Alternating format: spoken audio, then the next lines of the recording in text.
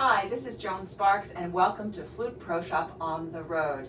I'm here today with Professor Trudy Kane at the Frost School of Music, University of Miami in Florida. It's great to see you, Trudy. It's nice to have you here. And I'd just like to let you all know that I've known Trudy since the early 1990s when I took lessons with her for several years. I would go to New York from Delaware, and we would have double lessons, and I would leave exhausted. I'm sure. I always wondered about that. But it was a wonderful way to give me a whole new perspective on things, and I'm sure that's what you do for your students here. I certainly try. Well, I was interested in preparing for this interview to read a little bit about the history of the University of Miami, and I didn't realize that it was considered by the land developers of the time as a conduit from the United States to Central and Southern America. And when the school was founded in 1926, it was founded as a conservatory of music and a College of Arts and Sciences, which I thought was amazing. Isn't it? I don't know of another school that was founded like that. I think there are a lot of, even the faculty here, who don't know that. So thank you for bringing that out. Sure thing. And then the land developers at the time, Mr. Merrick, Mr. Penny, and Mr. Flagler saw this as a critical part of the southern Florida expansion and development. And at that time, the city of Miami only had like 100,000 people in it. Well, I know that Mr. Merrick, when he planned out Coral Gables, did include in his plan a plan for the university. Interesting. And so with this history, that's got to be part of what attracted you to the Frost School of Music. Well, there are so many things that attracted me. I came here first as a guest, Mm-hmm. and I gave a number of master classes. Mm-hmm. And it was a wonderful experience because the level was much higher than those of us in New York had any idea. Really?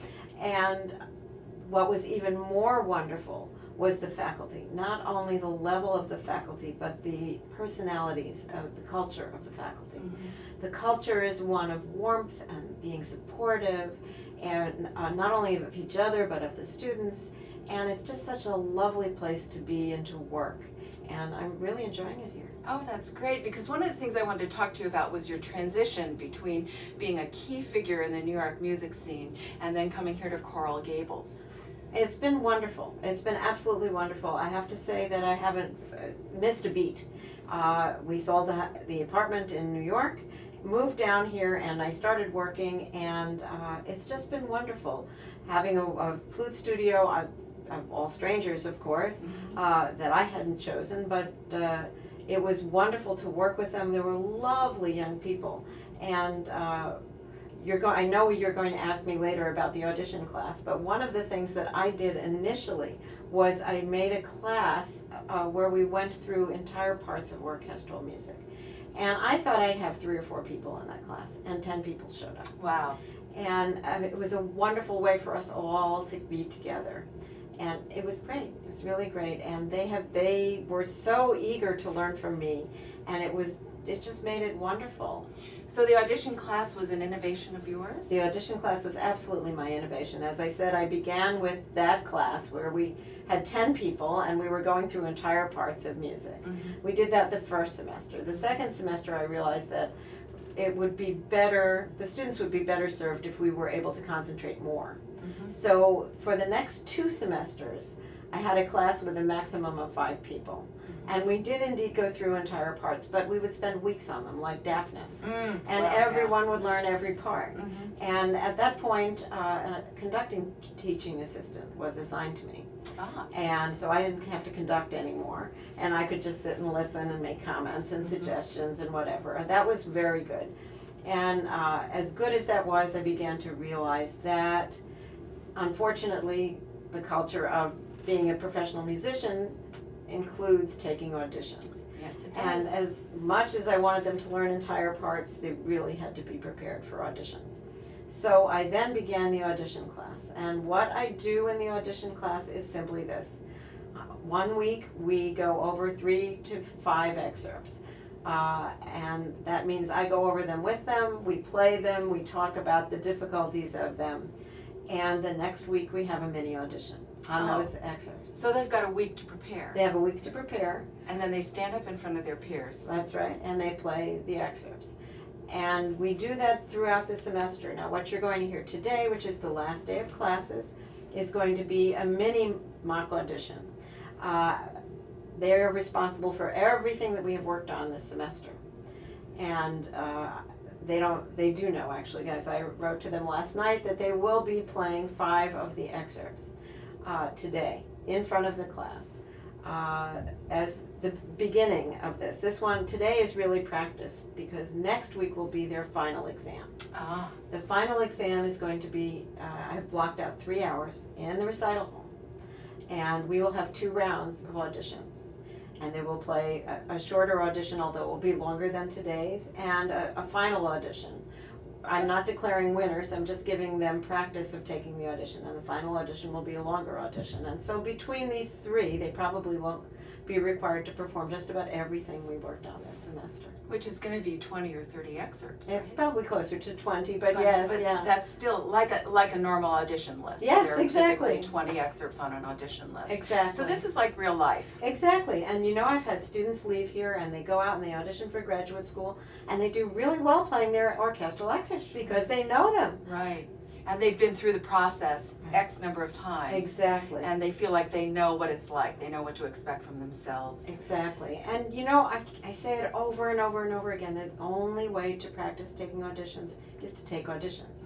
So although this is not the same as an audition environment, it's still a little safer, it's still practice. Well, and you're not paying airfare and hotel room and all the rest of it. You're right. really getting that kind of practice in school, which is what school's supposed to be. Right, exactly. That's exactly. wonderful. What Yeah. a great opportunity for them. So when you were mentioning earlier that the level of playing was much higher than you expected, Yes. and that you had a studio that you didn't choose. Now when you hear the students that audition for the Frost School of Music, do you hear a similar rise in quality of students, or? Well, certainly the level of students has gone up. The Frost School is getting a very nice reputation, as is my studio. That's So great. we're attracting a lot of wonderful players, and it's a pleasure to hear them.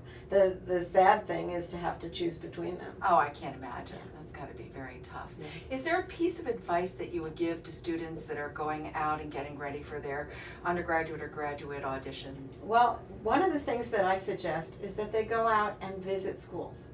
And if possible, take lessons and find out with whom they're the most comfortable and where they're the most comfortable. Because not everyone is going to be comfortable in the same environment or with the same teacher. Right. And then if they have to make a recording, I would emphasize over and over and over again that when a recording is listened to, people assume that you've had as many times as you like to redo and redo and redo, and that this is your absolute best. Right. So make sure that it is indeed your best. Right, right. And we were just talking about me doing a little video for my business here, and I did one excerpt 5 times and ended up the first one was actually And there's nothing wrong with that, and that's probably often the case. Right, right. You start tweaking and thinking, Right. oh, but yeah. And so as you have been here, occasionally I've heard that you will play in some of the orchestras, opera orchestras, and bring your students in as well. Well, I was, when I got here, they asked me to play in the opera, and I really felt that that was a part of my career that was over. Right. And what I said was, I will be happy to help out if you get stuck.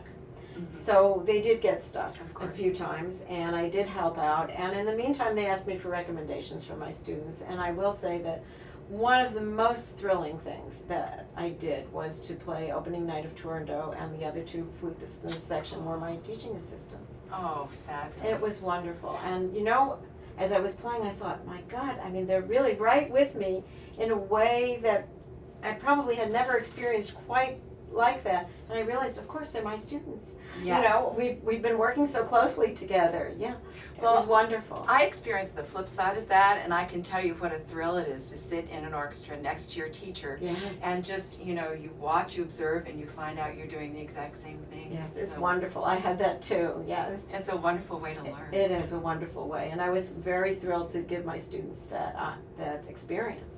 Well, I love in talking to you how centered with the students you are and how dedicated you are to the Frost School of Music, and I'm sure this is such a great experience for everyone that's part of it. Well, thank you. Thank you. So Trudy, it's been great seeing you again this semester, and I guess the next time we'll be together, or I'll get to see you, is at the Florida Flute Association Convention, which is the last weekend in January, which for a northerner like me, what a treat. Oh, yes. Actually, the first time I went there, it was quite cool. Oh, no! But usually it's warm. And I'm so excited to go this year in particular because I'm bringing the flute ensemble, which is made up of all our performance majors. And we're doing an extraordinarily special concert, which we premiered here, which at the time included 4 world premieres. Wow. 5 pieces. 4 of them were written by our own faculty, and one by Irv Monroe, Oh, really? who did come to the concert, and of course he will be at the concert in January, and we will have all our composers there as well. It's a wonderful program, and I hope a lot of people will come. Well, I'm going to make sure I'm there for sure, because I was supposed to be here for the premiere and missed it, so Oh, I will not miss this one. This is Joan Sparks with Flute Pro Shop on the Road, and I want to say thank you to our guest Trudy Kane from the Frost School of Music at the University of Miami. Well, thank you so much for coming and joining us here.